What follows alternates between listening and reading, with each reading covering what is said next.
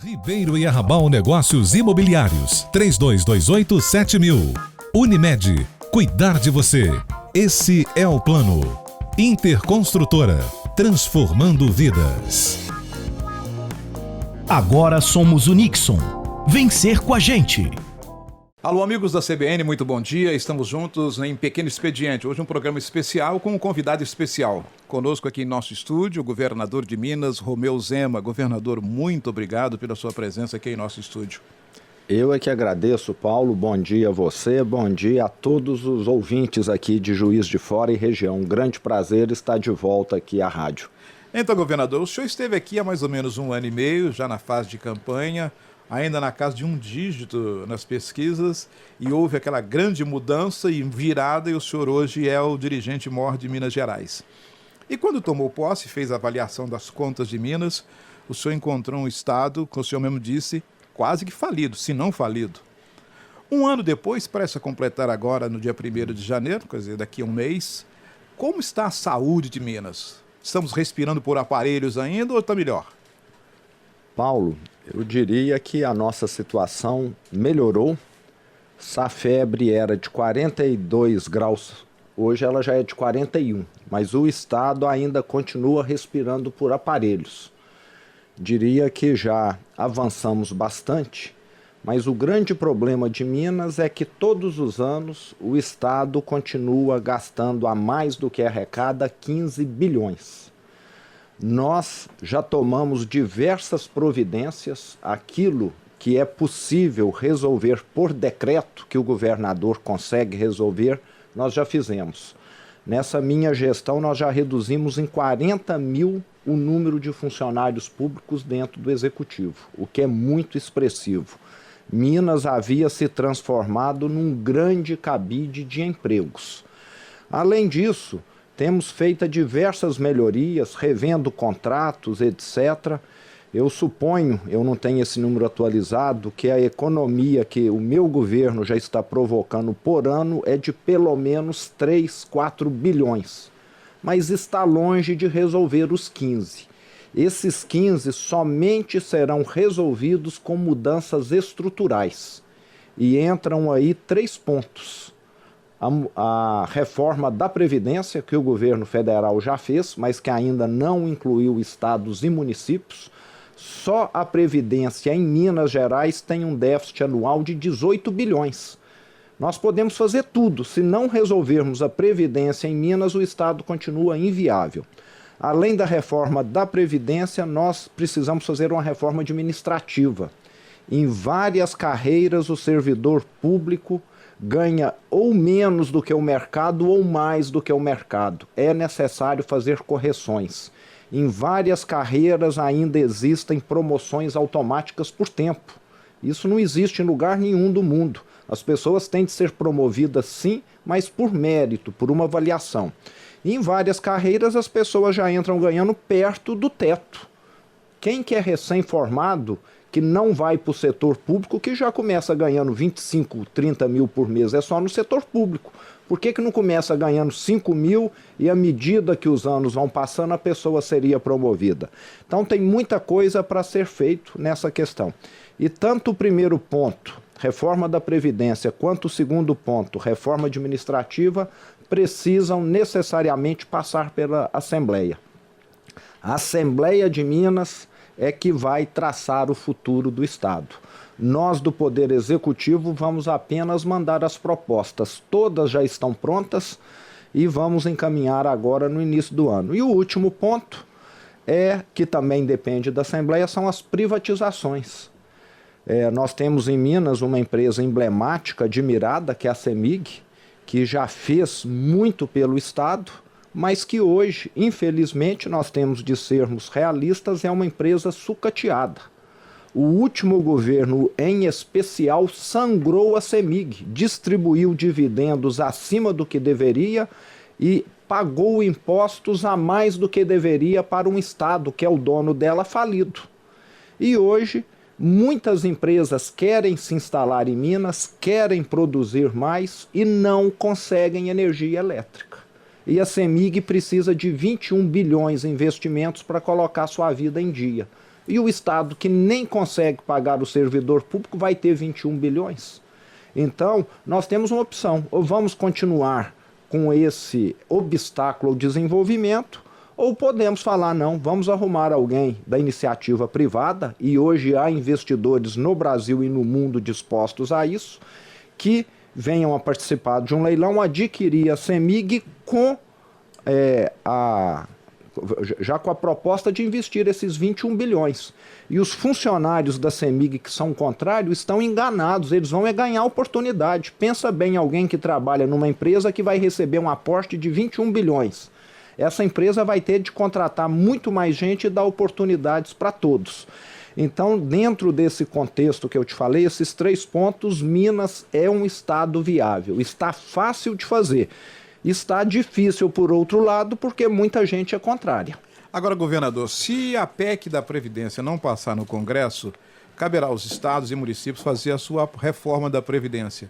Em não havendo essa discussão em Brasília, o senhor estaria disposto a fazer a reforma aqui em Minas Gerais?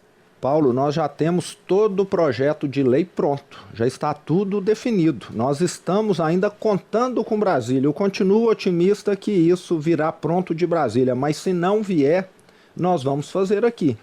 Eu falo que governante, quem é gestor, inclusive, não pode ficar contando com a sorte, não. Um dos problemas de Minas é que o último governo ficou falando que o problema de Minas estava em Brasília, que era a Lei Candir. Ficou falando, Minas está quebrada porque o governo federal não pagou a Lei Candir, não pagou para Minas e para nenhum estado e dificilmente vai pagar. É a mesma coisa que você vender sua casa, não receber e falar, eu não vou trabalhar porque eu tenho um crédito a receber. E o sujeito que comprou sua casa faliu. Nós temos de ser realista. O Estado de Minas tem direito? Tem. Recebeu? Não. Vai receber? Pouco provável. Nós temos de arrumar a solução. O Espírito Santo arrumou, ele também não recebeu, e os nossos governantes aqui ficaram sistematicamente ocultando, escondendo os problemas do Estado.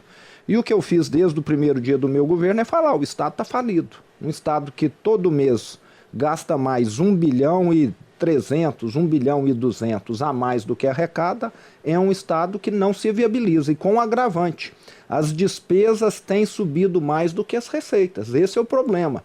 Nesse meu primeiro ano, nós ainda fizemos um freio. Mas a longo prazo, são mais aposentados, são mais promoções que vão fazer com que as despesas subam numa proporção muito maior do que as receitas. O quadro, caso não haja uma reforma, tende a se agravar no longo prazo. Agora, governador, se há essa urgência, por que não fazer uma discussão paralela que acontece em Brasília? Se há tanta essa pressa, essa preocupação, o déficit aumenta a cada 15 bilhões ao ano. E uma outra pergunta também relacionada à reforma da Previdência do Estado. Caso ela não venha de Brasília, ela vai mimetizar o que foi feito pelo governo federal? É mais ou menos a mesma proposta, é isso? Sim, vai na mesma linha. E eu lembro o seguinte, a reforma da Previdência que foi votada em Brasília, ela no passado já foi proposta, não foi aprovada. Esse ano, logo no início do governo Bolsonaro, ele enviou a proposta e nós só vimos a aprovação definitiva agora em novembro. O Legislativo, ele tem a sua velocidade, ele tem as suas nuances e o Executivo não tem como interferir. Caso contrário, eu estaria invadindo uma área que não é minha. Então, o que nós enviamos para a Assembleia, eles têm a velocidade de análise deles e um governo que está falido não tem muito o que oferecer, não. Se nós ainda tivéssemos com um governo que poderia propor alguma coisa aos membros do parlamento, infelizmente não temos. Nós mal estamos conseguindo pagar as emendas parlamentares obrigatórias. Então, isso torna a nossa gestão um pouco mais difícil. Vamos trazer um pouco o papo para a nossa seara aqui. A última vez que o senhor esteve em Juiz de Fora, o senhor anunciou um aporte de recursos para a reforma da Escola Estadual Delfim Moreira. Dessa vez, vem também para um encontro político. É um encontro voltado para a discussão do liberalismo no país, e com grande participação de muitos membros do seu partido, Partido Novo. Mas, aproveitando o estado aqui, dá para sinalizar alguma coisa para o Juiz de Fora e região para 2020, governador? O que eu posso sinalizar para vocês é o seguinte, nós estamos conseguindo avançar em muitos pontos que não dependem de recursos. O Estado de Minas, nesse último ano, nesse ano que nós estamos encerrando, 2019, nós assinamos protocolos de intenção de investimento de 50 bilhões de reais. Atingimos essa marca, inclusive, essa semana. O último governo, em 4 anos, trouxe 28 bilhões. Então, isso significa que nós vamos ter muito mais investimentos no Estado. Em um ano, nós conseguimos fazer quase que o dobro dos últimos 4 anos. Avanços aí. Complementar a isso, de janeiro até outubro, nós criamos 123 mil empregos com carteira assinada no Estado. É o melhor número disparado dos últimos 7, 8, 10 anos. A segurança pública está com as menores taxas de criminalidade desde que a atual metodologia foi implementada. Se ela fosse a mesma há 15 anos, talvez fosse a menor em 15 anos em termos de criminalidade. Agora, quando se fala de investimento, construir estradas, construir hospitais, construir pontes, escolas, isso, infelizmente, nós não temos, porque o Estado sequer tem como estar pagando em dia o funcionário público. Essa dificuldade, governador, o senhor sempre sinalizou a possibilidade de mudar o modelo de operação dos hospitais regionais. Aqui em Juiz de Fora a gente tem um hospital que iniciou essa construção, mas ainda não chega a operar de fato. Avançou alguma coisa nesse sentido? Até o momento não, mas nós estamos negociando uma compensação pela tragédia de Brumadinho com a Vale e é provável que nós teremos, através dessa compensação que a empresa irá arcar, uma série de melhorias no Estado. Dentre elas, nós estamos prevendo a construção de alguns hospitais regionais, mas isso ainda está, vamos dizer, embrionário, está em estudo.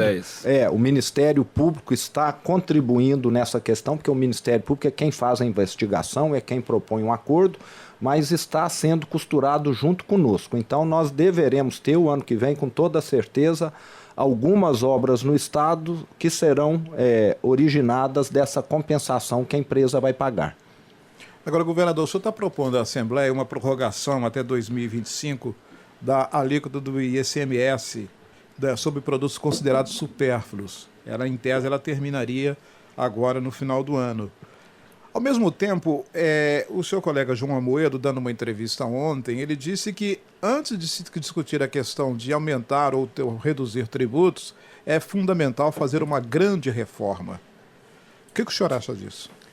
Concordo totalmente com ele. O Brasil, da forma que está hoje, ele é um país extremamente complicado para quem investe. Hoje, um empresário que paga 100 mil reais de tributos, provavelmente ele gastou 30 mil para poder apurar os 100 mil. Esse é o grande problema. E essa reforma tributária vem dar uma simplificação que nós precisamos, porque ela vai unificar o ISS municipal, o ICMS estadual, o PIS, COFINS e o IPI federais. Isso vai facilitar enormemente o trabalho. Hoje algumas empresas têm lá 6 pessoas para poder trabalhar na área fiscal e com a reforma, quem sabe, vão poder ficar só com uma. Isso é que nós precisamos. Nós temos um custo oculto no Brasil enorme. É um custo que não aparece, que encarece os produtos, que deixa o país pouco produtivo. Essa questão que você mencionou, nós somos obrigados a manter o que já era arrecadado. Vale lembrar que a minha proposta é e sempre foi e vai continuar sendo não aumentar impostos. Dentro do possível até reduzir. Mas a situação de Minas não nos permite abrir mão daquilo com o qual o Estado já contava, que é essa questão do Fundo de Erradicação da Miséria, que envolve alguns produtos supérfluos. Mas o Brasil está indo na direção certa. A nossa pauta aqui, no que diz respeito à economia, à gestão eficiente, é totalmente alinhada com o governo federal. Nós não temos nenhum desacordo com aquilo que o governo tem feito. Agora, recentemente, o governador da Assembleia aprovou o projeto do governo que propõe a antecipação de recursos da venda do Nióbio, da Codemig, para utilização para o pagamento de pessoal. Já há uma data para o pagamento desse terceiro. Outra pergunta, recentemente o secretário de Planejamento, Otto Levi, disse que esse recurso vai garantir o fim do parcelamento dos salários de 6 a 7 meses, depois vai ser preciso buscar uma outra solução.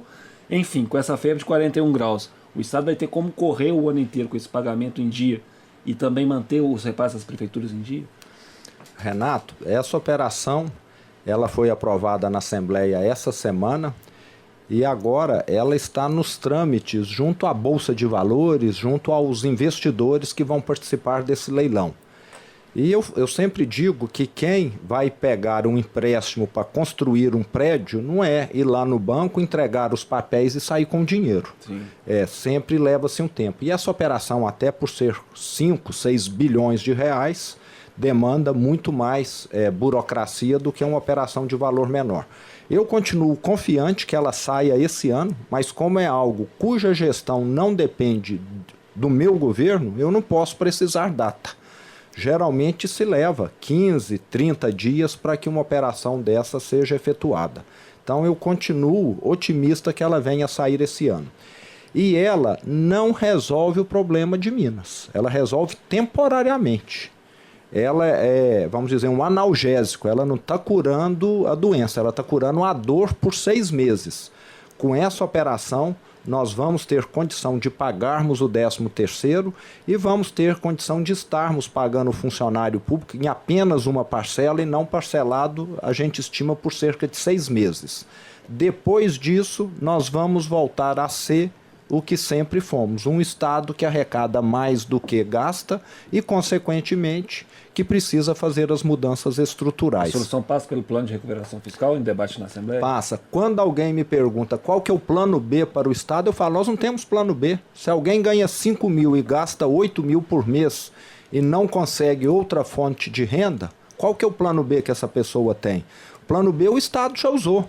Foi vender o carro, vender o telhado da casa, vender tudo. Nós não temos mais nada. O Estado já saqueou as prefeituras, já saqueou o Tribunal de Justiça, então não há mais o que saquear. Agora, as prefeituras também estão ameaçadas nesse cenário de dificuldade financeira pelo qual passa o Estado? Estão. O normal não. O normal eu não quero passar para os prefeitos a responsabilidade que é minha, não vou fazer o que o último governo fez de forma alguma. O último governo confiscou o recurso dos prefeitos, isso eu nunca vou fazer. Agora nós temos a dívida passada, eu não sei o que você está se referindo. Se for o corrente, nós vamos pagar. Se for o passado, aí nós vamos ter muita dificuldade para pagar depois desses 6 meses, porque essa operação é como se ela tapasse o buraco do Estado por cerca de 6 meses. Governador, nosso tempo está se encerrando, mas eu queria falar um pouco de política. Nós vivemos um viés bem econômico, que é o que está dominando a economia, tanto no Brasil quanto nos estados e municípios. Mas nós estamos agora chegando no ano de eleições. 2020, haverá renovação das prefeituras ou reeleição? Como é que o senhor está acompanhando esse processo sucessório em Minas, um estado de 853 municípios? Paulo, eu estou acompanhando muito à distância. Até porque o Estatuto do Partido Novo reza que quem exerce mandato não entra em assuntos partidários. Então, eu não participo de nada, nem onde o Novo vai disputar prefeituras, eu opino. É o partido que conduz aquilo. E eu julgo que isso é totalmente certo, porque quem já exerce um mandato já tem trabalho demais. Se o dia tivesse 30, 40 horas, pode ter certeza que eu teria compromissos e trabalho para estar fazendo. Então, o partido é quem tem feito isso. Eu penso que no início do ano o partido deverá definir quem serão os nomes a prefeito, a vereadores, talvez em 8 cidades. É um partido que vai disputar poucas cidades, inclusive aqui Juiz de Fora. E somente aí eu vou ficar conhecendo esses candidatos. Vale lembrar que quem está no meu secretariado hoje, meus 12 secretários, eu não conhecia nenhum deles há 1 ano e meio atrás. A Beth Jucá, inclusive, que é aqui de Juiz de Fora. Eu conheci a Beth quando ela passou no processo seletivo, e assim será com os próximos candidatos. Então, eu estou bastante distante dessa questão das eleições municipais, mas vou participar no momento adequado lá na frente. Se me permite, eu queria fazer uma última pergunta, porque eu acho que a gente não vai ter mais a oportunidade de conversar com o governador esse ano. Governador, passado esse primeiro ano de mandato, o senhor citou o governo anterior do PT, há uma crítica muito grande que o PT não é capaz de fazer uma autocrítica. E eu queria pedir que o senhor fizesse uma autocrítica desse primeiro ano de governo. Em alguns momentos, o senhor teve que recuar em alguma das falas que o senhor teve durante a pré-campanha, como a questão do pagamento de jetons a secretários, que diante dos vencimentos abaixo do mercado, o senhor teve que recuar isso. questão também de aeronave, enfim, alguns outros pontos. Queria que o senhor fizesse uma autocrítica do seu primeiro ano de governo. Esses recursos foram por um desconhecimento da máquina, por não entender como funciona o processo público em comparado com o processo privado, enfim, deixe o senhor à vontade para fazer essa autocrítica. Sim, eu reconheço, nós cometemos erros. Vale lembrar que quando eu estive aqui na rádio, né, eu devia ter 4, 5% de intenções de votos e nós fizemos, né, uma proposta de governo que em alguns pontos, poucos pontos, vale lembrar, depois nós vimos que eram inviáveis. Uma das questões era que o secretariado ficaria como o governador sem receber o salário. Eu posso falar isso por mim, né? Mas não pelo meu secretariado. E na campanha foi dito que o secretariado ficaria sem receber. E eu não tinha acesso a alguns dados. Um secretário hoje de Estado de Saúde de Minas, que inclusive é o Dr. Carlos Eduardo aqui de Juiz de Fora, ele ganha menos do que o secretário de Saúde de Juiz de Fora. Hoje o salário bruto de um secretário de Saúde de Minas é coisa aí de R$8 mil. E como nós trouxemos secretários de outros estados que tiveram de mudar, têm de visitar a família, esse salário não ficaria viável.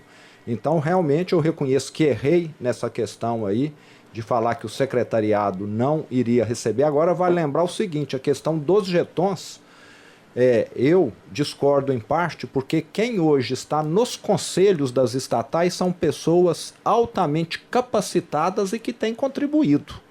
Não estão lá como cabide de emprego, não. Estão contribuindo. Então é algo relativo isso aí. Ele é secretário e ele está no conselho de alguma estatal, mas está lá porque entende e contribui.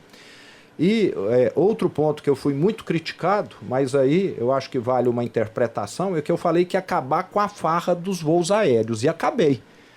Esse ano eu devo ter usado a aeronave 5 vezes menos do que o último governador. Agora, parece que teve gente que interpretou que eu não iria usar a aeronave hora nenhuma, mas em alguns momentos eu preciso usar. Ontem eu precisava estar, não consegui descer, em Extrema, Poços de Caldas e Belo Horizonte. Então você não consegue viabilizar um dia assim se não for através de uso de aeronave. Mas estou usando 5 vezes menos, uma queda de mais de 80%, somente a trabalho.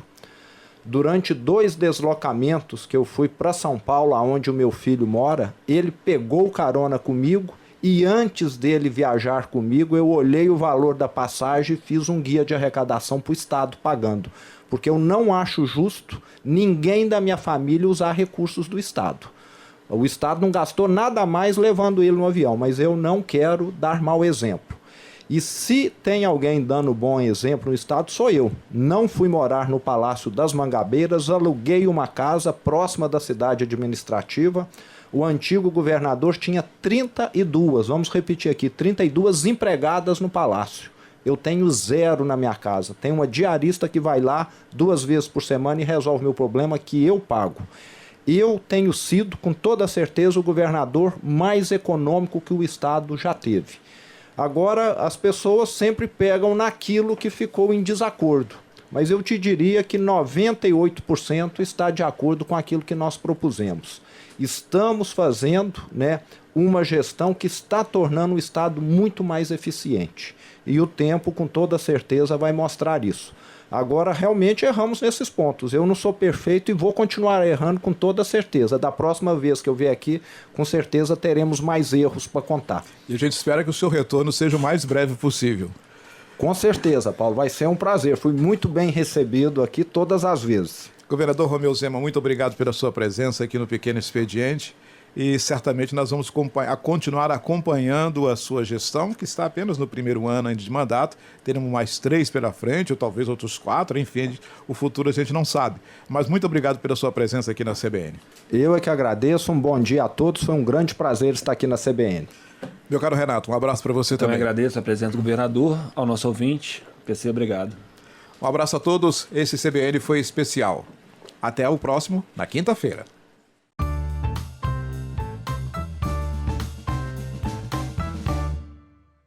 Ribeiro e Arrabal Negócios Imobiliários, 3228-7000. Unimed, cuidar de você. Esse é o plano. Interconstrutora, transformando vidas. Agora somos o Nixon. Vencer com a gente.